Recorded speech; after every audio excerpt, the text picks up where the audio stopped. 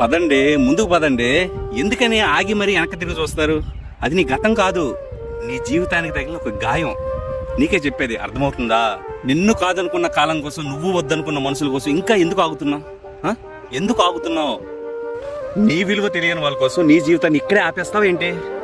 నీ అవసరానికి వాళ్ళు సాయం చేయనప్పుడు, వాళ్ళ అవసరం వచ్చినప్పుడు నువ్వు ఎదురెళ్ళి మరీ సాయం చేయాలేంటి? కాదండి, ఆలోచించావా ఎప్పుడైనా? చేతులు వాళ్ళ కోసం కాదబ్బా, నీ కలల కోసం పనిచేయాలి. నిన్ను వద్దనుకున్న వాళ్ళ కోసం ఎదురు చూస్తూ ఉండిపోమాక. గడిచిపోయిన కాలం, మోసం చేసిన మనుషులు మళ్ళీ తిరిగి వచ్చి నీ జీవితాన్ని మార్చేస్తారనుకోకు. అది నీ భ్రమ. నువ్వు ఎదురు చూస్తే నీ జీవితం అక్కడే ఆగిపోతుంది. నువ్వు ముందుకు నడిస్తే ఈ ప్రపంచమే నీ వెనకాల వస్తుంది. అర్థమైందా ఇప్పటికైనా?